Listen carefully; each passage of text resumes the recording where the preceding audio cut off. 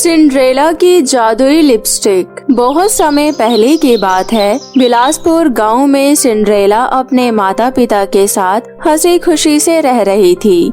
Cinderella की माँ Cinderella को बहुत प्यार करती थी।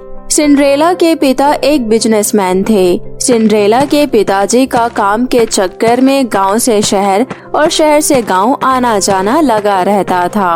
सिंड्रेला के पिताजी शहर से सिंड्रेला के लिए तरह तरह के खिलौने, मेकअप किट, अच्छी अच्छी किताबें लाते रहते थे। सब कुछ बहुत अच्छा चल रहा था। एक दिन सिंड्रेला की माँ सिंड्रेला के पिता किशन से कहती है, सुनिए जी, पड़ोस वाले गांव में बहुत बड़ा मेला लगा हुआ है और सिंड्रेला की जिद है कि उसे हमारे साथ मेला देखने जाना है। आज तो आपकी कोई मीटिंग भी नहीं है, क्यों ना हम मेला देखने चले। ओके बाबा, तुम जल्दी जाकर तैयार हो जाओ, हम मेला देखने जा रहे हैं। सिंड्रेला और उसके माता पिता तैयार होकर मेले के लिए निकल जाते हैं। एकाएक सिंड्रेला की गाड़ी का एक्सीडेंट हो जाता है और सिंड्रेला के माता पिता की वहीं मृत्यु हो जाती है। इतने बड़े कार एक्सीडेंट में सिंड्रेला का जीवित बच पाना एक चमत्कार से कम नहीं था। कार एक्सीडेंट की खबर सुनकर सिंड्रेला के बुआ फूफा एक्सीडेंट वाली जगह पर आ जाते हैं।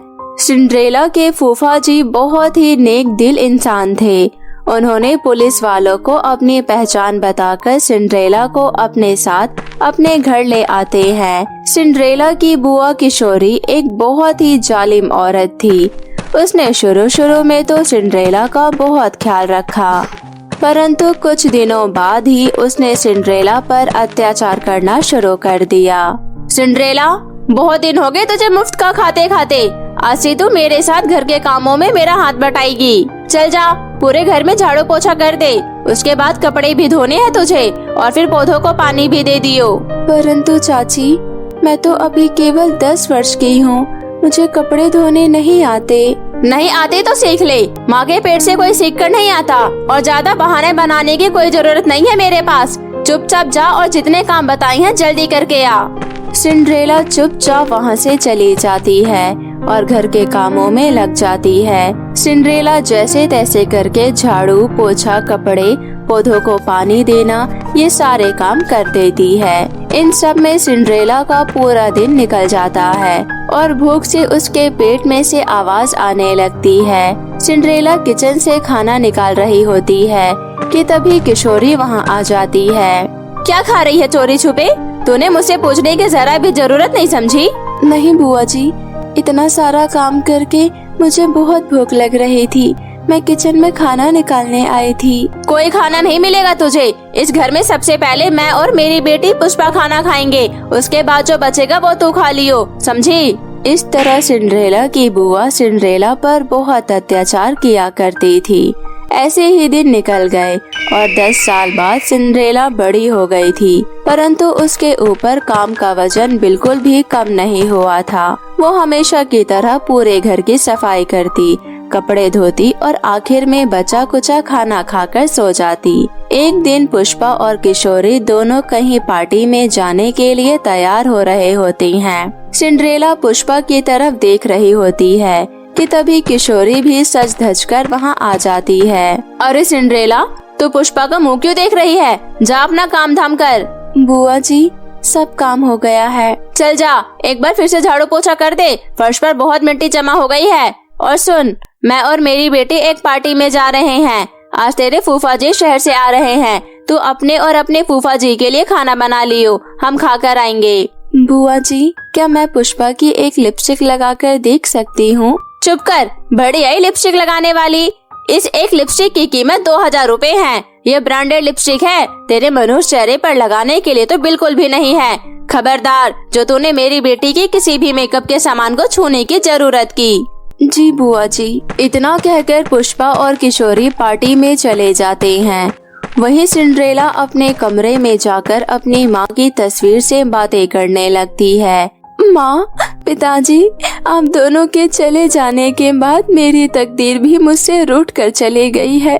मुझे याद है आप लोगों के साथ हर तरह के पहनने, खाने, रहने की पूरी आजादी थी। अब तो कोई मनचाही चीज को पाना तो दूर, छूना भी मुश्किल हो गया है। सिंड्रेला अपनी माँ की तस्वीर से बातें कर ही रही थी कि तभी फूफा जी घर आ जाते हैं। ये लीजिए पानी, पानी पी लीजिए फूफा जी। मेरी प्यारी बेटी, मैं घर आया नहीं कि तुम पानी लेकर चली आई। यह देखो, मैं तेरे लिए मोमोज लाया हूँ। तेरी बुआ और पुष्पा नहीं दिख रही। वे दोनों पार्टी में गए हैं। कह रही थी आने में देर हो जाएगी, खाना खाकर आएंगे। कोई बात नहीं, उन्हें आराम से आने दो। हम दोनों मोमोज का मजा लेते हैं। कुछ देर बाद किशोरी और पुष्पा घर आ गए। क्यों रे सिंड्रेला की बच्ची, तूने अपने फूफा जी के लिए खाना क्यों नहीं बनाया? हम दोनों तो खा पी कर बैठे हैं। तुम्हारा तो पेट भरा है ना? अरे बड़ा ही बेस्वाद खाना था, न ढंग से नमक था और न ही मिर्च। पूरा मूड ही खराब हो गया।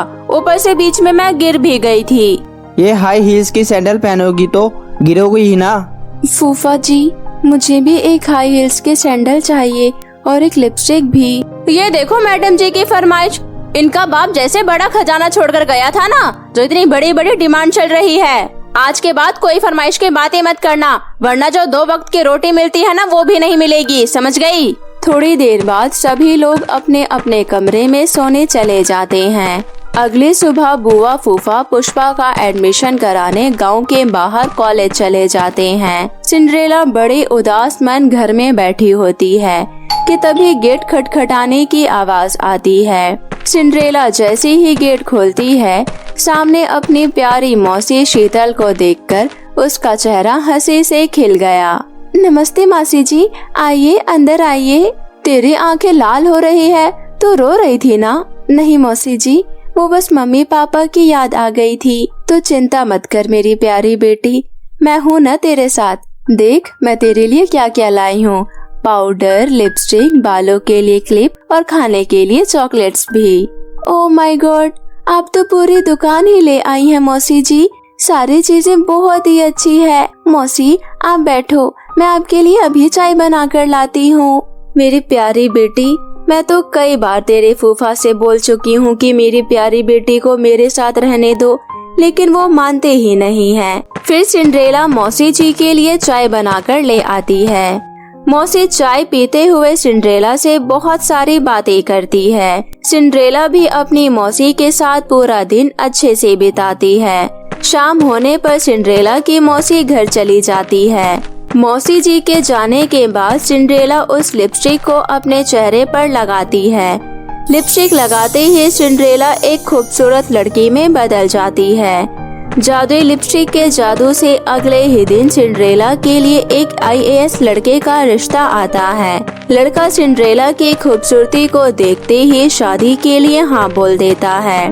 फिर सिंड्रेला के फूफा सिंड्रेला की शादी बड़ी धूमधाम से करा देते हैं और इस तरह जादुई लिपस्टिक की मदद से सिंड्रेला की जिंदगी पूरी तरह बदल जाती है। तो मेरे प्यारे दोस्तों, कैसी लगी आपको मेरी ये कहानी? मुझे कमेंट करके जरूर बताएं और इसे अपने दोस्तों के साथ भी शेयर करें। और हाँ दोस्तों, अगर आपने अब तक मेरे चैनल मोमो टीवी को सब्सक्राइब नहीं किया है तो जल्दी से नीचे लाल बटन दबाकर अभी सब्सक्राइब कर ले।